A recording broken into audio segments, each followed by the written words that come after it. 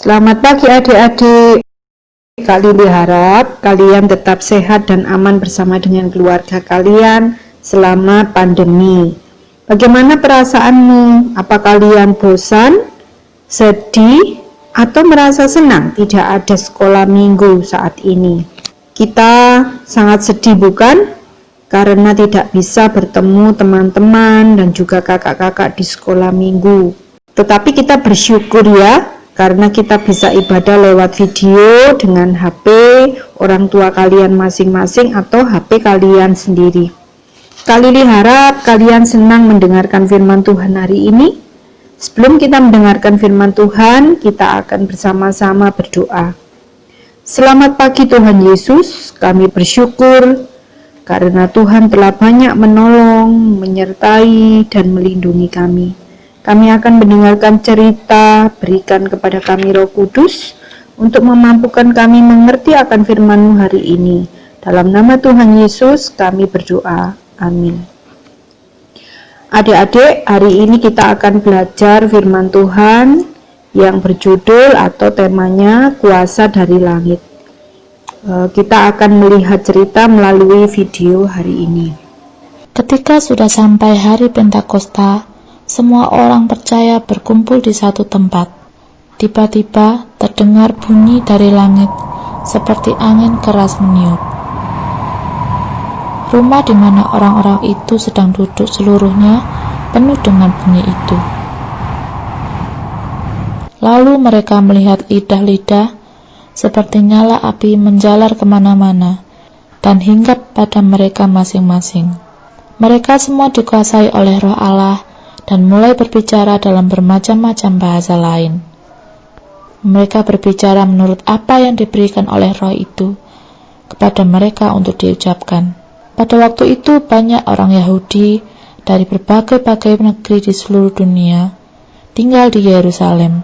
Mereka adalah orang-orang yang taat kepada Allah. Ketika terdengar bunyi itu, banyak sekali orang datang berkerumun. Mereka semuanya terkejut mendengar orang-orang percaya itu berbicara dalam bahasa mereka masing-masing. Dengan heran dan terpesona, mereka berkata, "Bukankah orang-orang yang berbicara ini semuanya orang-orang Galilea? Bagaimana mungkin kita mendengar mereka berbicara di dalam bahasa negeri kita masing-masing? Kita semua mendengar mereka berbicara dalam bahasa kita masing-masing mengenai hal-hal yang ajaib yang dilakukan Allah." Mereka heran dan terpesona akan hal itu. Tetapi ada juga orang-orang yang mengejek. Mereka berkata, orang-orang itu hanya mabuk saja." Lalu Petrus berdiri bersama 11 rasul yang lain, kemudian berbicara kepada orang banyak itu. Dengan suara yang keras ia berkata, "Saudara-saudara, orang-orang Yahudi dan semua yang tinggal di Yerusalem, dengarlah baik-baik. Sebab hal ini perlu saya jelaskan kepadamu. Orang-orang ini tidak mabuk seperti yang kalian sangka. Tetapi ini sudah diberitahukan oleh Allah melalui Nabi Yoel. Allah berkata pada akhir zaman, Aku akan mencurahkan rohku ke atas semua orang."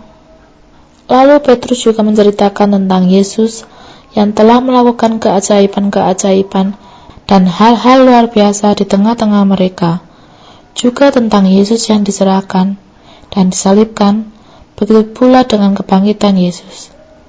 Juga tentang janji Allah kepada Daud bahwa salah seorang dari keturunannya akan diangkat oleh Allah menjadi raja. Yesus yang hidup kembali dari kematian dan juga Yesus yang naik ke surga. Semua hal yang telah mereka saksikan sendiri. Ketika orang-orang itu mendengar hal itu, hati mereka sangat gelisah.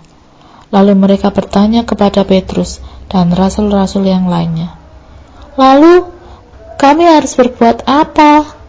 Petrus menjawab, "Bertobatlah dari dosa-dosamu, dan hendaklah kalian masing-masing dibaptiskan atas nama Yesus Kristus, supaya dosa-dosamu diampuni. Maka saudara-saudara akan menerima hadiah roh dari Allah. Sebab yang dijanjikan oleh Allah itu adalah untukmu dan keturunanmu, serta untuk orang-orang yang berada di tempat-tempat yang jauh, yaitu semua orang yang dipanggil oleh Allah, Tuhan kita, untuk datang kepadanya." Begitulah Petrus menjelaskan kepada mereka. Banyak orang percaya akan yang dikatakan oleh Petrus. Lalu mereka dibaptis. Maka jumlah orang yang percaya pada hari itu bertambah lagi dengan 3.000 orang.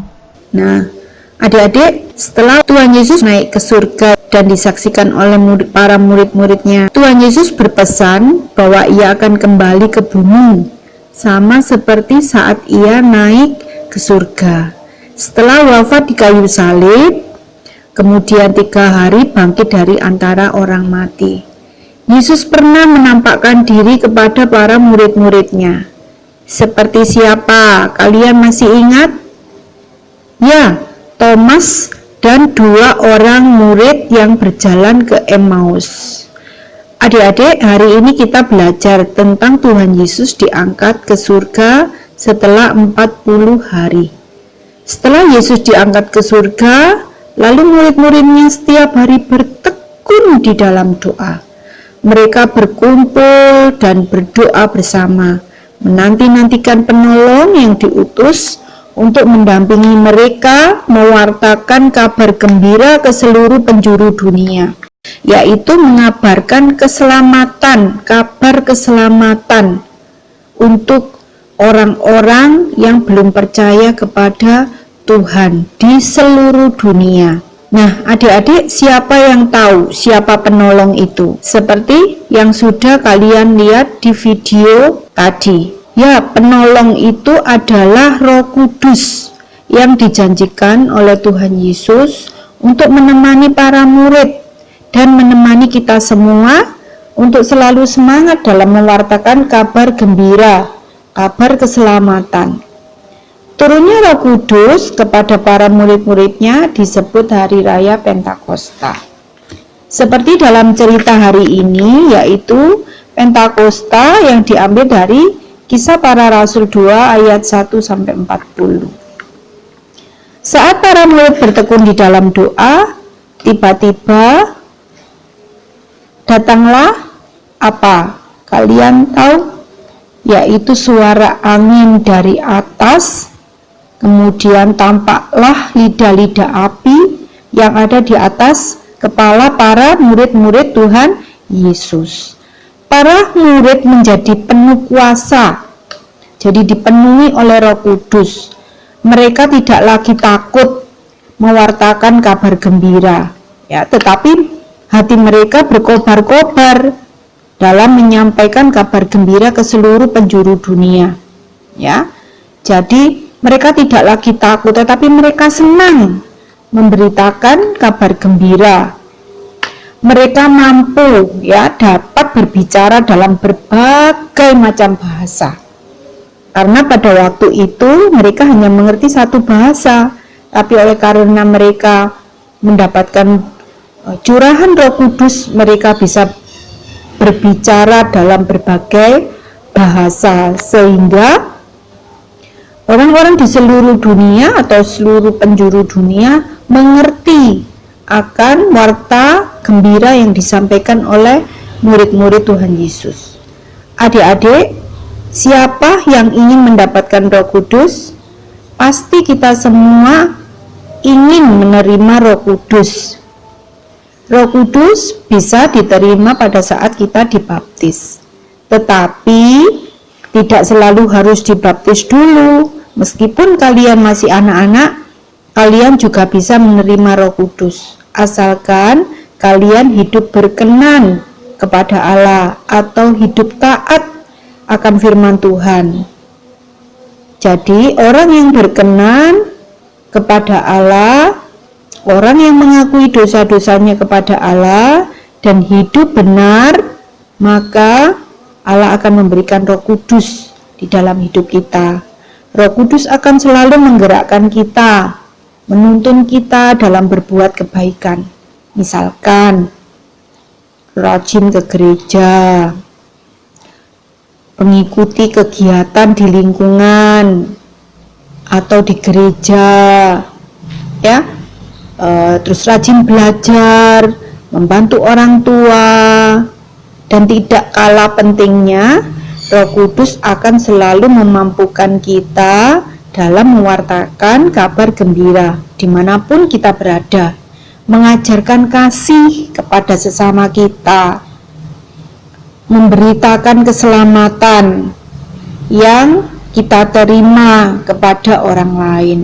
Maksudnya menjadi saksi, yaitu berani menceritakan tentang Tuhan Yesus, tentang kebaikan Tuhan, tentang kuasa Tuhan, dan masih banyak lagi yang dilakukan Tuhan Yesus kepada kita.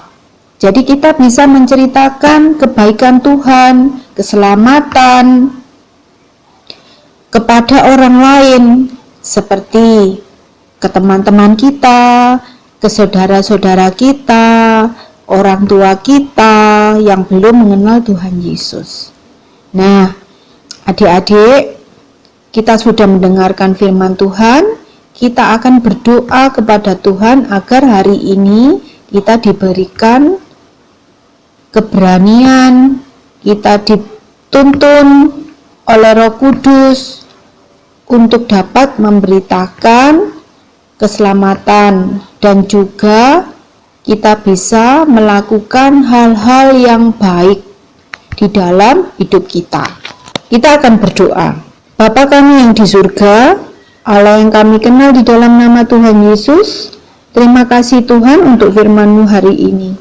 Kiranya Tuhan mengampuni dosa-dosa kami dan memberikan kami Roh Kudus untuk memampukan kami agar kami berani mewartakan kabar keselamatan kepada teman-teman kami, saudara-saudara kami, orang tua kami yang belum mengenal Engkau. Kiranya Roh Kudus juga menuntun kami dalam berbuat baik. Terima kasih Tuhan, dalam nama Tuhan Yesus kami sudah berdoa. Haleluya, amin. Tugas Kak Lili hari ini, kita akan menghafalkan ayat yang Kak Lili ambil di dalam Kisah Para Rasul 1 ayat 8 yang berbunyi, tetapi kamu akan menerima kuasa kalau Roh Kudus akan turun ke atas kamu, dan kamu akan menjadi saksiku di Yerusalem dan di seluruh Yudea dan Samaria dan sampai ke ujung bumi. Terima kasih adik-adik, kiranya Tuhan senantiasa memberkati.